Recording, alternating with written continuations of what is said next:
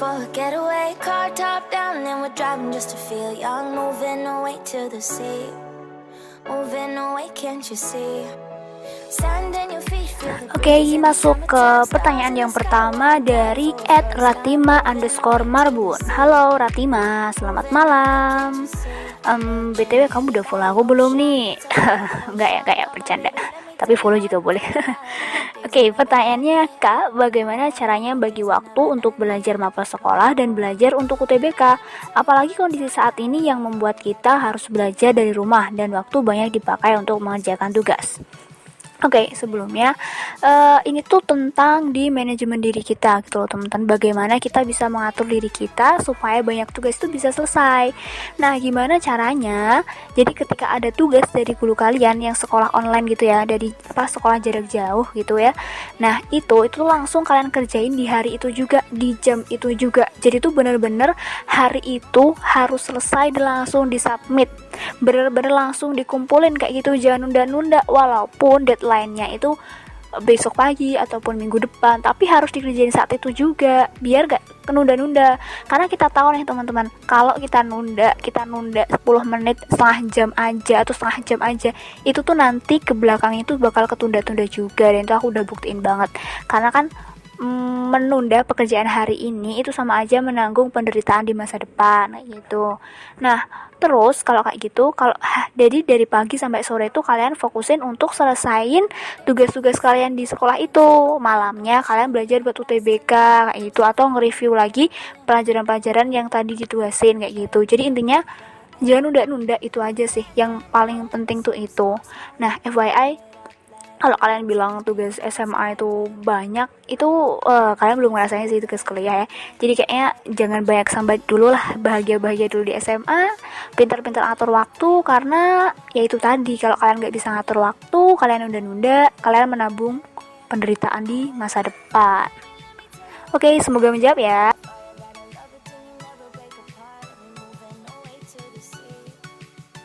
Ya, masuk Q&A nomor 2 dari Kak Agnes Lutha atau Luta ya, mohon maaf ya kalau salah ya.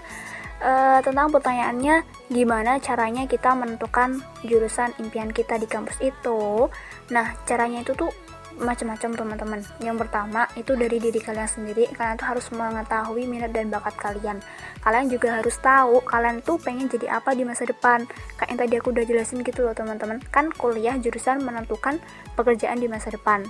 Nah, kalau misal kalian pengen jadi dokter, berarti kan kuliahnya jadi dokter. Jadi intinya tuh kayak tahu dulu cita-citanya tuh mau jadi apa. Itulah intinya. Terus habis itu baru kita lihat faktor-faktor lain, misalnya kamu tuh suka bidang apa, kamu suka pelajaran apa gitu. Terus nanti bisa juga konsultasi ke guru BK, diskusi ke orang tua. Nah, kalau lebih ingin yang valid lagi sih sebenarnya sama psikolog gitu teman-teman, itu juga bisa. Jadi saranku bisa nih tanya ke psikolog, atau kalau misal ada acara-acara tentang jurusan-jurusan kayak gini, ikut aja. Misalkan ada UTW kampus kayak gini loh, itu tuh ikut aja, karena pasti nanti kan bakal dikasih tahu gitu kan, kayak tips trik kayak gitu, biar nambah insight juga. Apalagi kalau nanti ada tentang jurusan-jurusan gitu, berdoa aja ya, semoga kakak-kakak OTW kampus ngadain tentang jurusan. Oke, aku bantuin ngode nih sama adminnya ya. Oke Min, buatin ya buat didik-didiknya ini. Oke, semoga itu ya menjawab. Intinya aku recap lagi lah biar gak bingung. Intinya lihat di diri kamu sendiri, diskusiin sama orang tua, dan juga diskusi sama guru BK ataupun psikolog itu ya.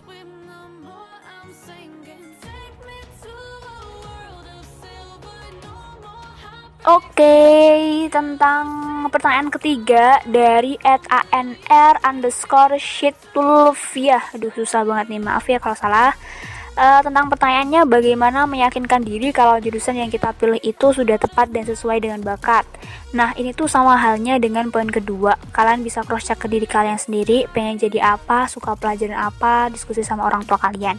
Habis itu penting banget kalian tanya-tanya ke kakak kelas kalian yang sekarang tuh kuliah di prodi yang kalian inginkan gitu loh. Jadi cari tahu kalau di kuliah prodi ini tuh yang dipelajarin apa aja, terus nanti di dalamnya tuh ngapain aja, materi-materinya tuh apa aja kayak gitu. Kenapa kok penting? Karena di kuliah itu kayak lebih mendalam gitu loh yang dipelajari.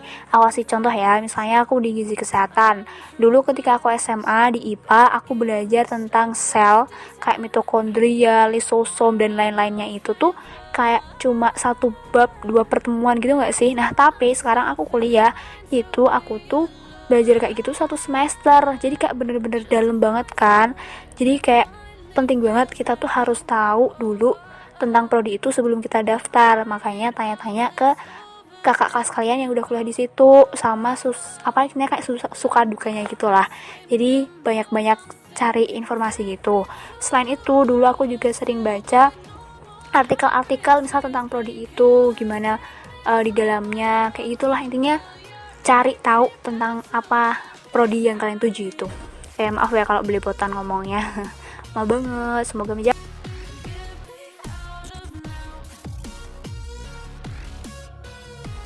Yap, pertanyaan keempat dari @ardo_le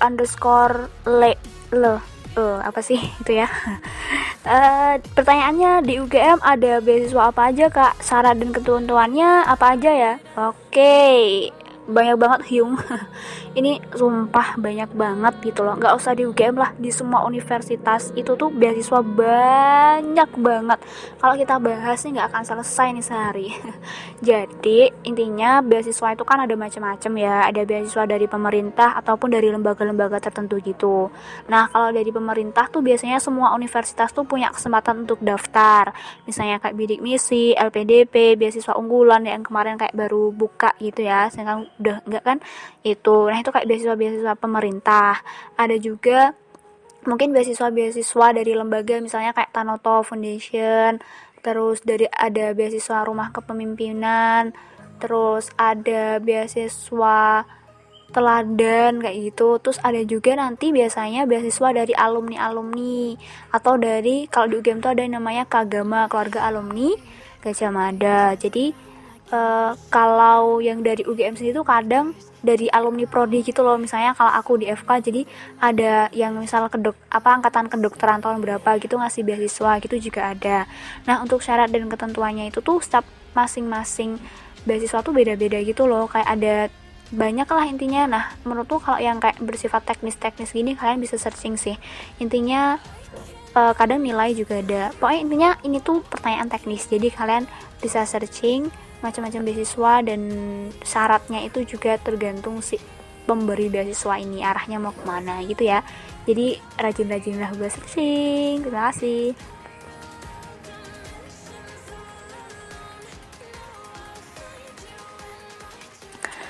Oke, masuk pertanyaan yang kelima dari @salsabila_. Pertanyaannya, kak, dengan kondisi sekarang ini caranya buat ubah mindset kita jadi belajar itu asik tuh gimana? Kan sekarang banyak banget guru yang ngasih kita materi, kasih materi aja gak jelasin, ngasih tugas tenggat waktunya juga hari itu pas ngasih tugas, dan setiap hari kayak gitu. Bukannya ngerasa belajar itu asik, tapi jadi belajar itu pusing. Oke, aku coba jawab ya. Jadi jujur nih, aku juga belum di tahap merasa bahwa belajar itu asik. Ini aku nggak bohong, dan aku nggak mau pengen jadi orang yang munafik kan. Nah, tapi aku tuh meyakini satu hal, bahwa belajar itu adalah kebutuhan kita, teman-teman. Gimana pun caranya, ketika selama kita masih hidup, kita tuh harus belajar. Entah belajar apapun itu. Nah, kalau di konteksnya ini belajar buat sekolah nih, teman-teman. Aku tuh mikirnya begini. Aku aja belajar dari jam 7 pagi sampai jam 11 malam setiap hari aja masih gagal loh. Aku aja masih lolos ke ujian kelima. Gimana kalau aku nggak belajar kayak gitu? Aku selalu mikir kayak gitu. Teman-temanku aja yang pinter, yang setiap hari belajar aja nggak lolos gitu loh. Nggak dengan lolos gampang kayak gitu. Apalagi kalau aku nggak belajar. Nah, kalau buat ditanya gimana buat belajar itu asik, jawabannya adalah belajar sama teman-temanmu. Belajar dengan metode-metode yang lain. Belajar sama temanmu tuh misalnya gini, belajar tuh kalian ngerjain soal dulu di rumah, nanti kalau ada yang nggak bisa diskusiin sama teman-teman. Biasanya kan adu pendapat tuh, debat. Nah itu bakal seru banget. Dulu aku sama teman-temanku kayak gitu. Jadi kita kayak adu pendapat, pokoknya sampai ngotot-ngotot gitu. Nah itu malah asik dan kita jadi keinget. Atau biasanya kalau dulu aku ikut TO itu tuh ngerjainnya sama teman-temanku bareng-bareng. Kita tuh kayak dari awal, ayo kita tinggi-tinggian siapa yang paling tinggi kayak gitu nih, kita kayak bersaing gitu. Terus nanti kalau udah nilainya keluar tuh kita kayak saling hina menghina gitu, dan itu tuh asik banget dan jadi kayak ketagihan buat ikut TO terus kayak gitu. Nah, atau juga bisa kalau mau pakai metode yang asik lagi, kamu belajar pakai metode kayak singkatan-singkatan gitu loh. Misalnya kayak belajar biologi. Nah, itu tuh pakai singkatan. Misalnya kalau tentang tahapan ekskresi itu kan kayak feeling gue rada parno aku disetrum. Misalnya filtrasi di global lurus, pokoknya gitu-gitulah. Bener gak sih? Ya itulah, pokoknya pakai singkatan-singkatan kayak gitu, singkatan-singkatan gitu aku dulu buat banyak banget biar belajarnya juga lebih asik. Jadi untuk merubah mindset asik itu sendiri, ya kamu cari langkah belajar yang menurutmu tuh asik kayak gitu ya temen. Dan jangan dijadiin beban sekolah itu. Pokoknya tetap harus ingat ada waktu buat istirahat, ada waktu untuk jalan-jalan gitu ya. Semoga menjawab.